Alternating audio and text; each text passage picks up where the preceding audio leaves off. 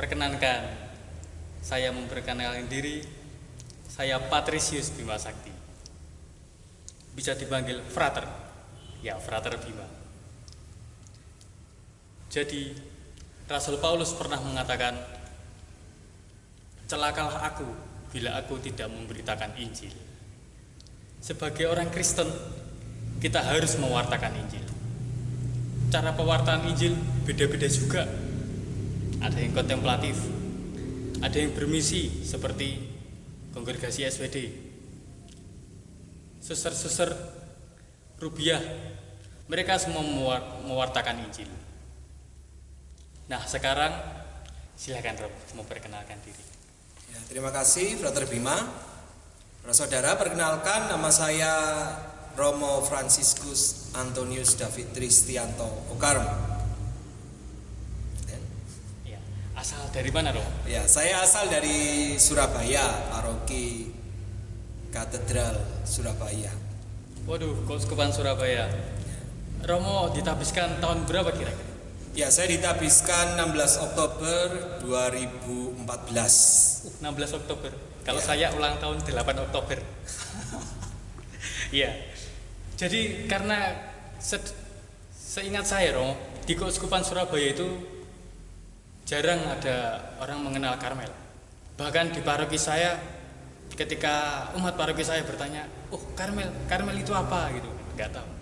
Lalu bagaimana Romo bisa masuk Karmel? Terus mengapa Romo kok masuk Karmel gitu? Ya, jadi memang paroki katedral waktu itu digembalakan oleh romo-romo kongregasi misi, romo-romo CM. Nah, saya tertarik dengan Karmel ya pertama-tama karena memang semasa kecil kalau liburan itu selalu ke Kota Batu. Nah, di situ ya perjumpaan saya dengan Karmel ketika kami merayakan misa di novisiat Batu. Oh iya. Ya, dari situ ya kelihatannya keren ya. Frater-frater waktu itu banyak juga beberapa frater yang sudah profes menggunakan mantol begitu menarik ya. Kemudian mengenal lebih lanjut ya, yang membuat saya tertarik adalah karisma Karmel, yaitu kontemplasi melalui hidup doa dan keheningan. Itu yang membuat saya tertarik itu masuk Karmel. Oh iya. Jadi untuk informasi, di sini kapel kami itu kapel publik. Jadi setiap minggu boleh merayakan perayaan Ekaristi. Nah, biasanya orang-orang Surabaya yang berplat nomor L itu banyak. Ya, jadi Romo, ketika Romo masuk Karmel, Romo kan tertarik dengan keheningan, kontemplasi. Nah, di sini saya mau memperkenalkan bahwa Romo David adalah misionaris Karmel. Waduh, ini Karmelit ini loh, bermisi. Ya, Karmelit kan berdoa, bertapa. Kalau saudara-saudari mengenal Romo Verbeek, nah itu pertapa kami, sudah meninggal. Nah, di sini Romo David bermisi. Kemudian Romo, apakah Romo pernah berpikir Romo akan bermisi? Ya tentu saja tidak. Tidak. Iya tidak. Sama sekali tidak ada dalam bayangan saya bahwa saya akan diutus untuk bermisi. Jadi ketika mendapat tugas perutusan, jadi sebelum tabisan, Romo Provinsial sudah memanggil dan memberitahu tugas yang akan diberikan ordo kepada saya. Ya waktu itu saya menolak memang, brother, karena memang nggak ada dalam bayangan ya. Jadi saya masih baru ditabiskan, menyadari segala kelemahan dan keterbatasan saya, memang saya menolak untuk dikirim bermisi. Tapi ya masa baru ditabiskan tugas pertama ditolak. Ya. Diterima dengan berat hati. Awal-awal berat hati. Ya. Ngomong-ngomong Romo bermisi di mana, Romo? Ya, saya bermisi di Hong Kong. Jadi provinsi kita, Karmel Indonesia, itu punya misi di Cina. Dan kita hadir di 3 kota, Beijing, Shanghai, dan Hong Kong untuk saat ini. Tapi untuk saat ini Beijing dan Shanghai kita masih kosong karena terbentur dengan polisi pemerintah Cina. Oh iya. Jadi begitu. Terima kasih Romo. Jadi awalnya kan Romo pernah tadi mengatakan bahwa berat hati untuk berangkat kan. Pada akhirnya berangkat juga. Berangkat juga. Lalu awal di Hong Kong, menampakkan diri di Hong Kong, bagaimana perasaan Romo? Apakah takut atau langsung, wow ini bagus sekali, bagaimana? Ya sangat sangat ketakutan saya. Jadi tidak punya bayangan Hong Kong tuh macam bagaimana ya. Jadi memang saya takut. Ya tapi berangkat, dan itu pertama kali berangkat ke luar negeri, bayangkan. Waduh. Berangkat sendiri. Jadi ya bingung di bandara, bingung. Jadi menjumpai petugas imigrasi ya bingung, sampai tiba di Hong Kong tas saya dibongkar. Mungkin kelihatan kalau sangat ketakutan, sangat mencurigakan. Kira Mbak Bong nanti. Mbak Bong. Oh ya, di Hong Kong apakah Romo langsung ke tempat tujuan atau ada yang menjemput ke konfrater? Oh ya, tentu ada konfrater yang 2 tahun lebih dulu hadir di sana, Romo Heribertus Heri Purwanto dan Romo Paulus Waris. Yang malam itu Romo Waris yang menjemput saya. Ya. Jadi saya misionaris yang ketiga sebetulnya. Ya. Oh ya. Jadi saudara-saudari coba tebak berapa tahun Romo David di Hong Kong? Ayo, nanti kalau dihitung dari umur tahbisan berapa tahun? Karena sampai sekarang Romo David masih di Hong Kong. Nah, kalau di sini nih masih dibiarkan novisiat karena mengunjungi kami anak-anak netter cinta. Nah, Romo David ini kurang lebih hampir 10 tahun. Jadi kalau nanti tanggal 16 Oktober berarti genap 10 tahun. Nah, Belum sebetulnya, Frater. Belum. Ya. Karena kalau 16 Oktober itu baru kira-kira ulang tahun ke-10, tapi saya berangkatnya baru 2015 Maret 2015. Karena masih menunggu visa. Jadi ya beberapa bulan, 6 bulanan masih di Indonesia untuk menunggu visa. Ya setelah tabisan. Oh ya, berarti kira-kira Maret baru 10 tahun. Ya, ya. Maret tahun depan. Ya. Nah, kira-kira hampir 10 tahun ini apakah ada perbedaan Romo dari yang pertama berangkat dengan yang hampir 10 tahun sekarang ini? Ya harus berbeda. Jadi memang awalnya memang berat, ya sampai sekarang sebenarnya masih berat, terutama mengalami kendala bahasa. Ya, tapi sekarang saya bersyukur sekali karena provinsi mempercayakan tugas perutusan ini kepada saya. Ya, jadi saya sekarang menjadi lebih gembira menjalankan tugas misi di Hong Kong. Jadi selama 10 tahun ini pasti banyak pergulatan dong ya. Ya. Ada yang senang, ada yang menderita. Kayaknya banyak menderitanya atau banyak senang? Saya puji Tuhan banyak senangnya. Wah, banyak senang. Makanya bertahan ya. Iya, makanya bertahan. Jadi Romo, dalam perjalanan bermisi 10 tahun ini, hampir 10 tahun ini bermisi di Hong Kong, apa yang membuat Romo ingin bertahan di sana? Kenapa kok Romo, saya harus di sini? Mungkin Romo berpikir sampai kematian saya gitu kan. Bagaimana Romo bisa mampu bertahan di sana? Ya, pertama-tama saya mampu bertahan menjalankan misi di Hong Kong karena memang kasih Tuhan ya. Karena berkat rahmat Tuhan saya dimampukan untuk bertahan walaupun kesulitan yang paling besar sebenarnya adalah kesulitan bahasa ya. Belajar bahasa Kantonis itu berat untuk saya ya. Ya walaupun saya Cindo tapi nggak kenal sama sekali bahasa Kantonis karena memang saya dari daerah yang lain dari Hokkien. Kalau ini kan dari Guangdong provinsi ya. Nah, beda bahasa saya sendiri saja saya juga nggak tahu apalagi bahasa daerah lain. Ya. Jadi kesulitan adalah bahasa Romo ya. Bahasa ya, kalau masalah makan budaya karena Cindo jadi karena hampir sama. Enggak masalah ya.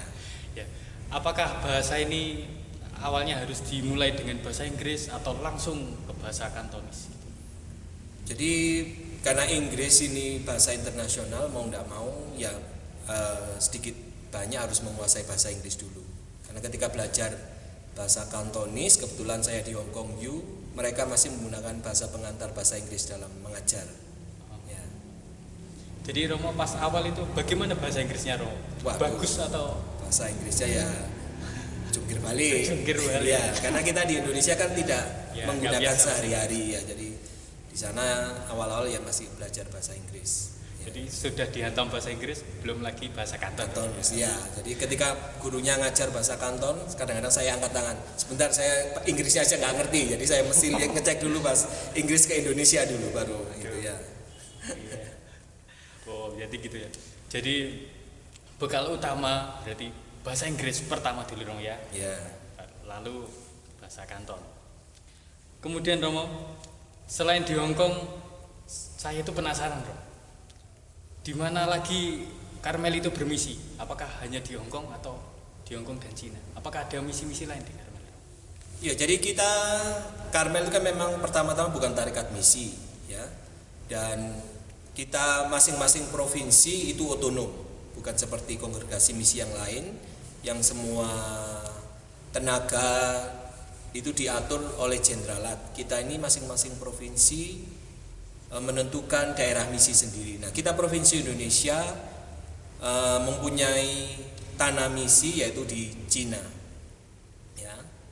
Nah, kebetulan karena kita ini secara jumlah provinsi Indonesia adalah provinsi yang terbesar. Nah, sedangkan provinsi-provinsi yang lain itu memang ada penurunan dalam jumlah, sehingga provinsi Indonesia mengirimkan romo-romonya juga untuk membantu provinsi-provinsi lain. Jadi romo-romo kita ada yang bekerja di Italia, Prancis, Belanda, Peru, Amerika Serikat, mana lagi ya? Spanyol, ya, kira-kira itu. Oh ya, luar biasa. Jadi memang kami itu bukan tarekat misi, tapi kami juga bermisi. Ingat kata Rasul Paulus tadi, bila tidak memberitakan Injil, maka matilah aku. Gitu. Kemudian Romo, saya dengar itu kalau di Cina itu misinya berat Romo, karena di bawah tanah mereka harus menyamar. Jadi karena Hong Kong dan Cina itu dekat, apakah masih bisa saling bertemu Romo, konfrater?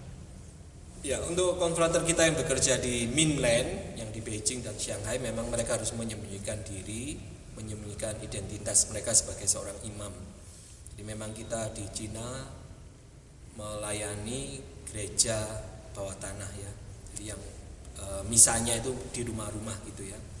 Nah, Hong Kong memang didirikan untuk menunjang karya misi kita di Beijing dan Shanghai. Pertama-tama memang sebagai tempat oase ya, untuk melepaskan kepenatan mereka. Juga orang yang menyembunyikan identitas itu berat hidupnya. Maka kontrater kita yang di Cina itu biasanya memang 2 tahun sekali datang ke Hong Kong untuk bisa retreat bersama, rapat dan juga rekreasi itu. Dan misi di Hong Kong memang bertujuan lain adalah untuk mendukung masalah finansial untuk misi di Cina daratan. Ya, kalau finansial pasti ya, karena kalau dari Indonesia sudah pasti berat. Kalau yang di Cina harus dibebankan provinsi Indonesia pasti berat. Kemudian yang menarik menjadi oase. Nah, ini saudara-saudari, bagaimana menjadi oase ini? Kemudian apakah konfrater yang lagi berekreasi gitu Romo, nah, ke Hong Kong, apakah mereka menceritakan kesulitan-kesulitan mereka atau mereka dilepas saja semua? Pokok rekreasi gitu. Kemudian bagaimana konfrater yang di Hong Kong itu menjadi oase bagi mereka? Ya, konfrater kita yang di Cina memang hidup sendiri-sendiri. Jadi satu di Beijing, satu di Shanghai ya. Atau waktu itu pernah memang mereka ada di Beijing berdua, satu di Shanghai. Nah, hidup sendiri itu juga berat juga kan. Nah, maka ketika mereka datang ke Hong Kong itu mereka memang kesempatan kita untuk sharing ya, terus juga pertama-tama memang hidup komunitas, hidup doa dan hidup persaudaraan. Karena mereka di Beijing dan saya tidak mengalami itu, mereka harus doa sendiri ya, masak sendiri dan ya, jadi ketika di Hong Kong ya mereka bisa mengalami hidup bersaudara dalam doa dan ya pelayanan ya. Pokoknya dilepas saja. Ya. Rekreasi bersama kontrator. Ya, rekreasi. Kebetulan kita di rumah retret yang indah, rumah retret punya Keuskupan Hong Kong. Nah, itu sangat indah.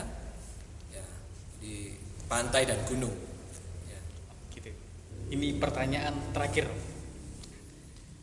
Sebagai Karmelit misionaris, ya. Apa harapan Romo bagi kami para Karmelit muda?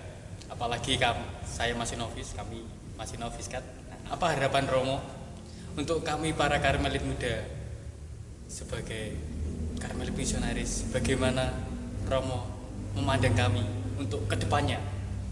Bagaimana harapan Romo kami untuk kedepannya? Ya, harapan saya pribadi dan juga Ordo, saya kira kalian yang masih muda ini harus mengobarkan semangat misi dalam diri kalian, ya. Jadi jangan takut untuk bermisi. Itu. Jadi mulai sekarang ditanamkan bahwa nanti saya akan siap menerima tugas perutusan, entah di Cina atau membantu provinsi-provinsi lain. Ya, dimulai pertama memang harus memantapkan hidup spiritualitas, ya, hidup rohani harus ya dibina dengan baik. Kemudian faktor-faktor yang lain ya, masalah menguasai bahasa, ya. Terus sekarang ini puji Tuhan kan kita di Karmel ini juga dari berbagai macam suku dan latar belakang.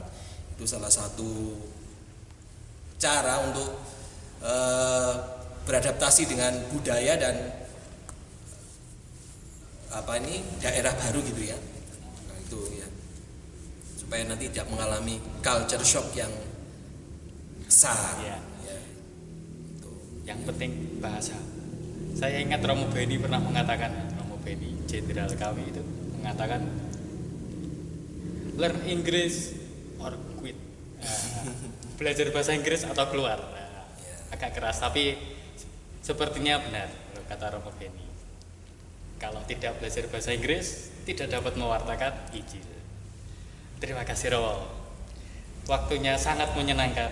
Semoga pembicaraan dengan Romo dapat mencerahkan pikiran kami, memantapkan hati kami, sehingga kami mau bermisi, terlebih belajar bahasa. Oke, Frater, oke saudara-saudari, terima kasih. Terima kasih.